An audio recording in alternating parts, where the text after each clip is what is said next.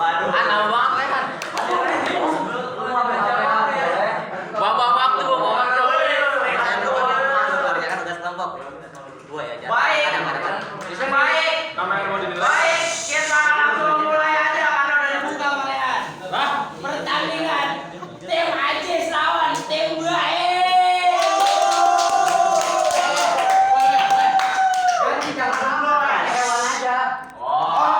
Tim Babi lawan tim Kucing.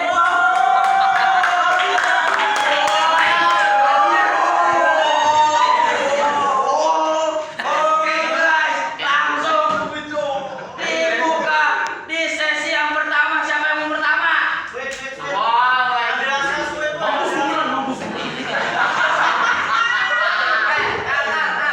Ya udah, kalau ada yang mau cuy.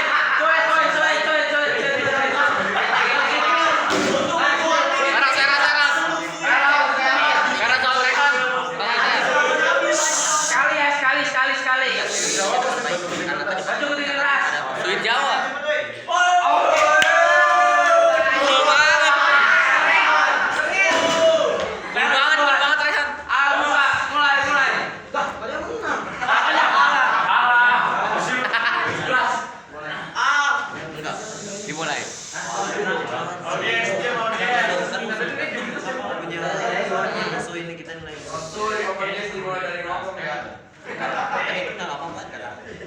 Enggak. Dimulai.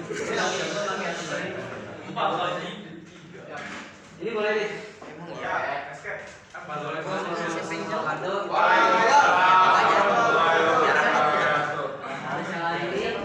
Kali ini saya mewakili tim Babi ini menyampaikan gagasan kami tentang codingan babi.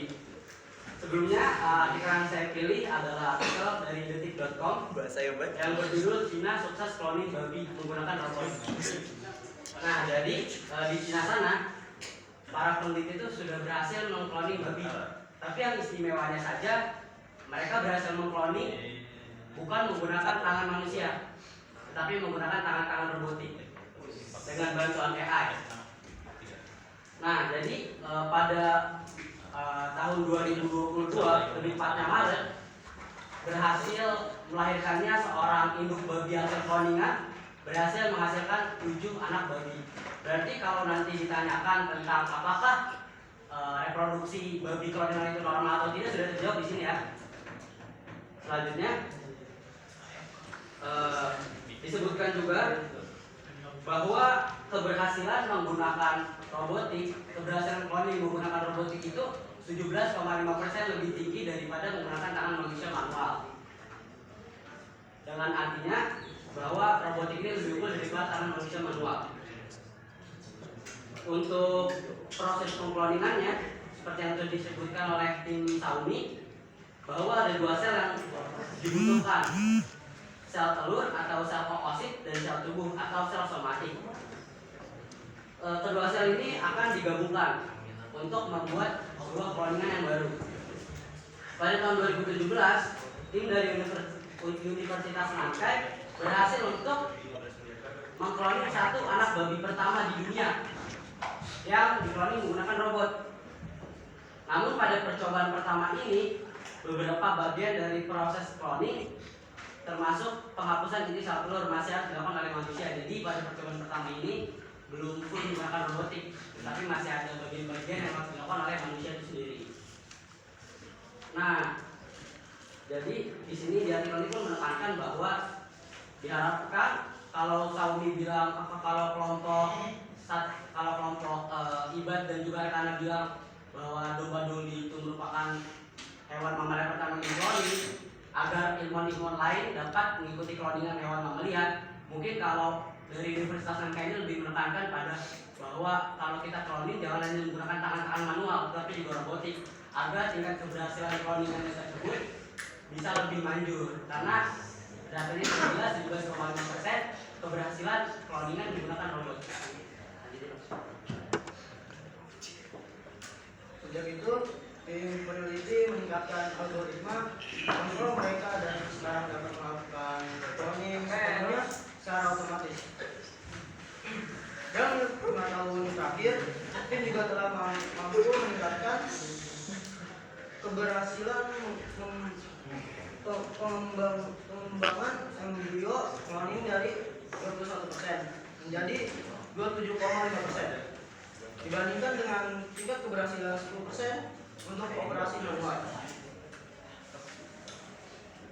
Sistem bertenaga AI kami dapat menghitung ketegangan dalam sel dan mengarahkan robot untuk menggunakan kekuatan minimal untuk menyelesaikan proses cloning yang mengurangi kerusakan sel yang disebabkan oleh tangan manusia tambahan.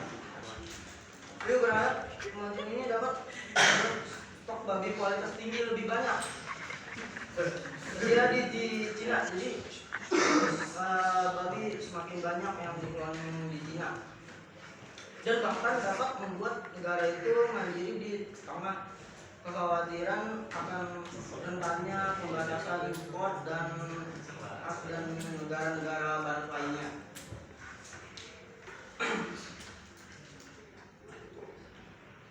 Mungkin sekian geseran makan sampai oleh kami. Mungkin bisa dibuka sekitar itu oleh moderator.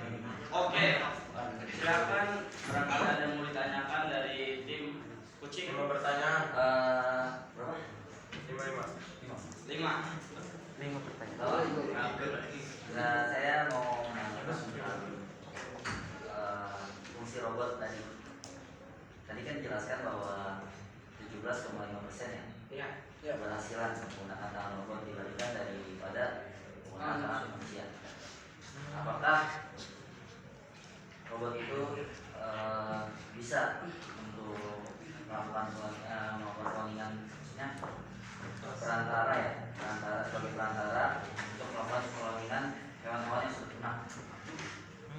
Tidak hanya babi, melainkan kayak misalnya hewan yang sudah punah, terancam punah seperti harimau benggala atau badak bersuara satu.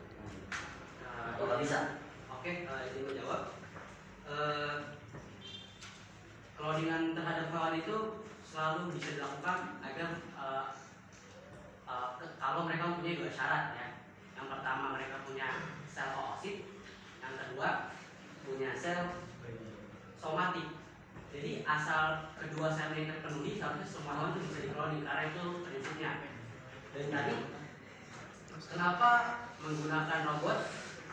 Karena kalau kita menggunakan robot ini, kita sebagai manusia itu kan memiliki kesalahan, tidak selalu sempurna dalam pekerjaannya. Penggunaan robot ini yang juga disertai dengan AI akan mengurangi kesalahan-kesalahan tersebut, bahkan bisa menjadikannya 0% kesalahan. Karena kalau robot sebenarnya sudah diatur, sudah dijadwal, jadi sangat-sangat mungkin untuk meminimalisir kesalahan yang terjadi atas cloning-cloning tersebut. Ada lagi pertanyaan? Mau nanya lagi soal AI yang udah diprogram untuk melakukan cloningan, apakah harus dikembangkan lagi biar bisa melakukan cloningan agar tingkat keberhasilannya bisa naik? Oke, menjawab lagi ya. Pasti tentunya pengembangan AI tersebut akan menjalankan secara lebih masif ya. Karena kalau kita mengembangkan lebih masif, otomatis hasilnya juga akan lebih masif. Mungkin yang awalnya tingkat keberhasilannya hanya 27,5%, dengan pengembangan AI yang lebih masif lagi, algoritma yang lebih masif lagi, mungkin bisa ditingkatkan sampai 50% mungkin atau bahkan lebih dari itu. Karena pada dasarnya ini merupakan sebuah penemuan yang sangat-sangat baru, yaitu cloningan hewan, dan tentu banyak ranah-ranah yang masih belum kita eksplor ya. Dan dari salah satunya di kasus ini adalah ranah AI untuk pengembangan untuk pengkloningan hewan. Pasti masih banyak lagi peluang-peluang yang bisa kita buka, yang bisa kita cari untuk mendapatkan tingkat keberhasilan yang lebih tinggi lagi. Ya.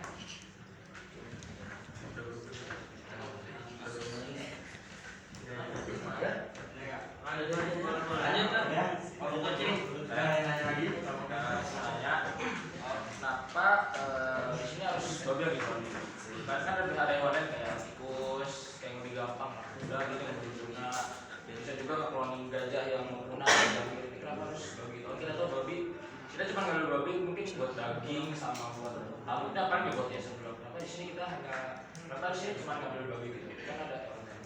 Sekian. Oke, sebelum menjawab, jadi yang perlu digarisbawahi di sini bahwa para peneliti di Cina ini melakukan cloning ini atas dasar pemerintah Cina. Dikarenakan data ini menunjukkan bahwa pemerintah Cina saat ini itu sedang ketergantungan dengan babi-babi impor. Jadi alasan mereka mengkloning babi adalah bahwa mereka ingin mendapatkan babi-babi kloningan yang lebih banyak tentunya daripada menggunakan pembiakan manual. Jadi masalah tentang ketergantungan impor babi ini bisa segera teratasi agar Cina bisa menjadi negara yang mandiri dalam segi makanan, terutama daging babi ini ya. Karena kan manusia-manusia Cina ini kan suka makan makanan babi itu kan. Banyak makan makanan daerahnya yang menggunakan dasar babi. Jadi sebenarnya tujuan utama itu adalah komersialisasi daging babi di Cina agar mereka tidak bergantung kepada ekspor dari negara lain. Tidak bergantung pada impor dari negara lain. Ya. Untuk kualitas dari daging babi itu sendiri, apakah ada perbedaan antara babi yang di-cloning dengan babi yang dibiarkan dengan cara ternak atau lainnya? Misalkan dari segi tekstur atau dari segi bahaya mungkin, apakah ada perbedaan di antara babi itu? Mau dijelaskan? Oke, di sini jawab lagi. Di sini dinyatakan tidak ada perbedaan sama sekali antara babi yang direproduksi secara manual dan babi yang direproduksi secara pengkloningan ini. Tapi untuk pengujian lebih lanjut mengenai apakah teksturnya berbeda, apakah rasanya mirip daging sapi A5 Wagyu, itu tidak ada pernyataan lebih lanjut mengenai ini. Tapi sejauh ini data-data yang menunjukkan bahwa babi yang dikloning dengan babi menggunakan reproduksi manual itu hampir sama, hampir identik. Ini saja jawabannya. Oke, baik. Ya udah gitu. Selanjutnya kami persilahkan untuk tim kucing untuk menyampaikan gagasannya. Baik. Di sini kami ingin menjelaskan dulu terlebih dahulu apa itu cloning. Di sini cloning dibagi menjadi dua. Yang pertama, cloning dengan cara transfer intrínukleus, yaitu dengan cara membawakan DNA dari hewan yang karakternya diinginkan ke dalam sel telur hewan yang intinya telah hilang. Dan yang kedua, teknik sel somatik, transfer inti sel somatik. Nah, teknik ini bisa digunakan dengan cara mengambil oosit tanpa inti dan menanaminya dengan inti sel somatik ke dalam inti sel oosit.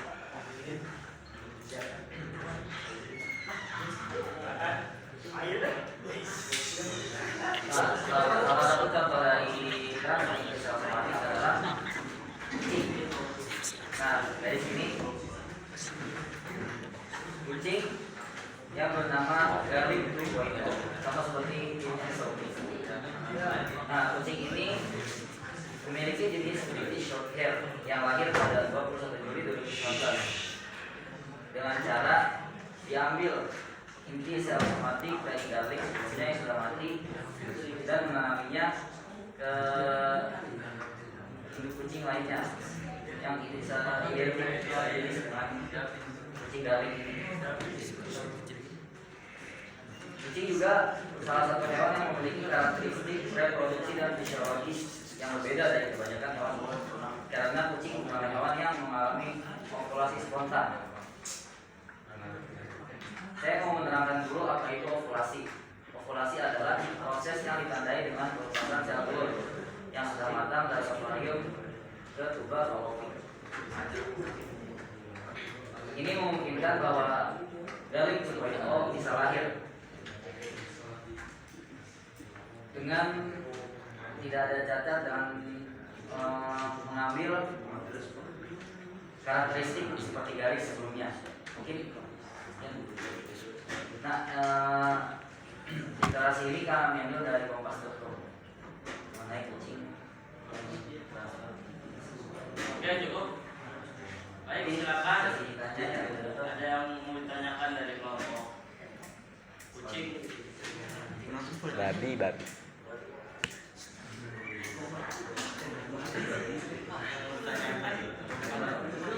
Dan Dari kelompok boleh kan?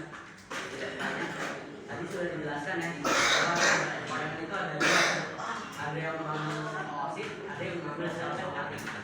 Tadi untuk sel somatik yang diberikan contohnya adalah kucing ya. Nah, apakah ada hewan-hewan lain yang bisa digunakan sel-sel somatik? Untuk pertanyaan ini saya menjelaskan dulu apa itu transfer inti sel somatik. Nah, tadi kan dijelasin bahwa transfer inti sel somatik adalah mengambil oosit tanpa izin dan menanaminya dengan inti sel somatik. Sel somatik itu adalah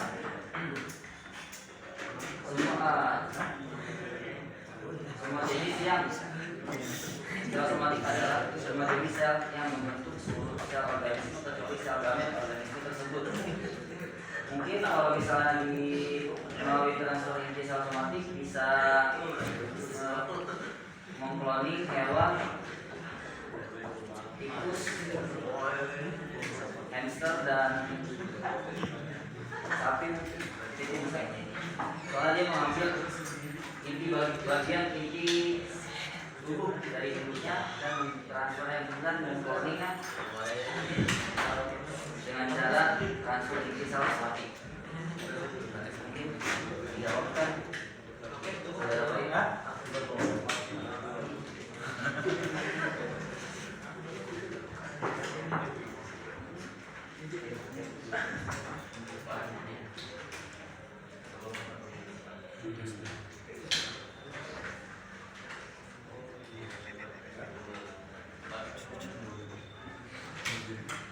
Gua aja nggak masuk kali ini. Full debat. Full debat.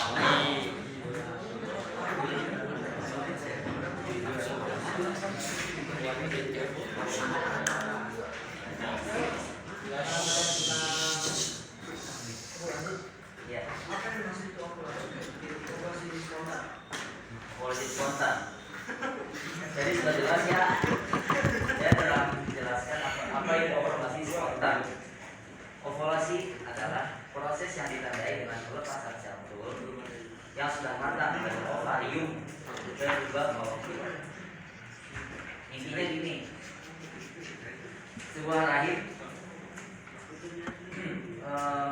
yang disebut sih di bagian ovarium melepaskan oogenesis. Oogenesis terus jalan melewati dinding rahim. Kalau tidak di dalam perjalanan itu tidak ada yang membuahi, sperma yang membuahi itu bisa disebut dengan haid atau menstruasi. Jadi sel-sel yang sudah diproduksi di ovarium itu terbuang dan disebut menstruasi. Ovulasi spontan. Ini jawab. Ini bertanya. Jadi di artikel lain itu disebutkan bahwa teknologi cloningan kucing ini itu mendapatkan banyak sekali kritik dikarenakan menganggap ini merupakan sebuah eksploitasi terhadap kehidupan hewan itu sendiri karena hewannya sangat dieksploitasi untuk bisa memenuhi kebutuhan hidup manusia. Menurut kelompok kucing, apakah hal ini bertentangan dengan nilai dan moral yang ada di masyarakat? Mungkin sekian. Ya, buat jawab ini eksploitasi atau enggak sih sebenarnya nggak terlalu eksploitasi ya, soalnya di konteks ini, di konteks artikel ini, hewan yang dikembangkan itu adalah hewan yang disayangi oleh orang itu sendiri. Itulah mengapa ia meminta jasa dari perusahaan itu untuk membantu mengkloning hewan itu sendiri dengan tujuan dia masih bisa bertemu dengan hewan yang biasa ini lagi. Kalau dalam eksploitasi sih mungkin masyarakat berpikir kucing mungkin bakal dimakan, mungkin bakal dijadikan makan buat hewan lain. Tapi sekarang enggak juga. Hewan kucing ini bisa juga buat dilestarikan atau buat dijaga biar gak pernah. Contoh seperti kucing-kucing liar, mungkin kehidupan mereka di luar sana itu gak aman karena terjadinya penebangan pohon, ekosistem alam mereka yang rusak karena ulah manusia itu sendiri. Karena itulah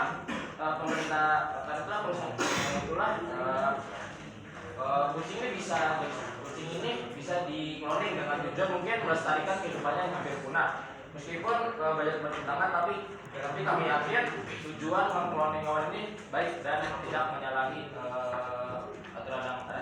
Ya. Cukup terjawab.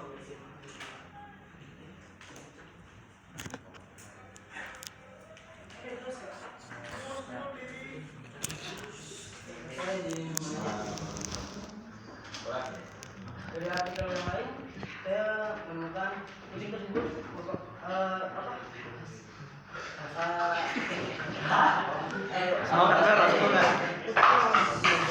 kebanyakan hasil cloningnya itu adalah jantan.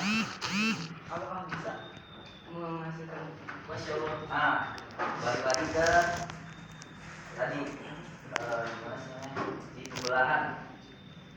Kita tahu pembelahan dibagi menjadi dua, pembelahan sel. Ada pembelahan mitosis dan ada pembelahan meiosis. Nah, dari pembelahan itu kita bisa mengetahui bukan sih, kita tidak tahu pasti ya untuk hasilnya bisa jantan atau nggak bisa betina.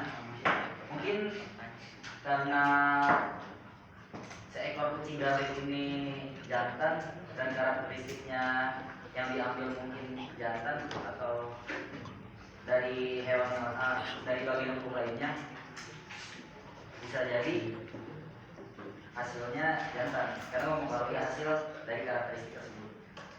Kan dari tadi inti sel somatik diambil dari hewan yang ingin dikloning, namanya kucing tadi, Galil. Mungkin karena Galil jantan atau kucing-kucing yang di eksperimen ya sebelumnya adalah jantan, bisa jadi karena itu sebabnya, karena sel somatiknya diambil adalah seekor jantan. Kurang lebih seperti itu. Untuk selebihnya kami belum mencari penjelasan atau menambah-nambah artikel tentang wawasan itu. Mungkin hanya ini yang bisa saya jawab. Terima kasih terjawab. Ini ada satu pertanyaan lagi yang akan dibacakan oleh anggota saya, yaitu Nabil Askar.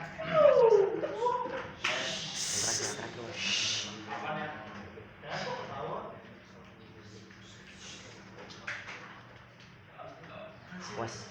Terakhir. Terakhir.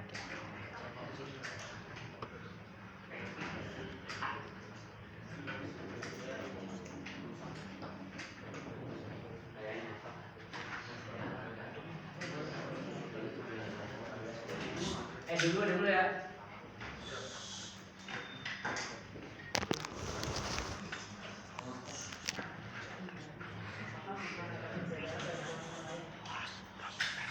Sudah, bisa diulang?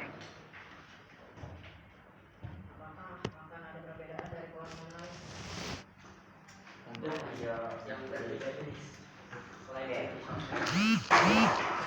baik, dari artikel yang kami cari menemukan bahwa kucing yang dikloning ini memiliki jenis Shorthair. Dan untuk selebihnya kami tidak tahu pasti sudah berapa banyak jenis kucing yang dikloning melalui transfer cloning di sel somatik. Tapi mungkin ada di salah satu artikel dan kami belum bisa mendalami transfer tersebut. Baik, pertanyaan habis. Berikan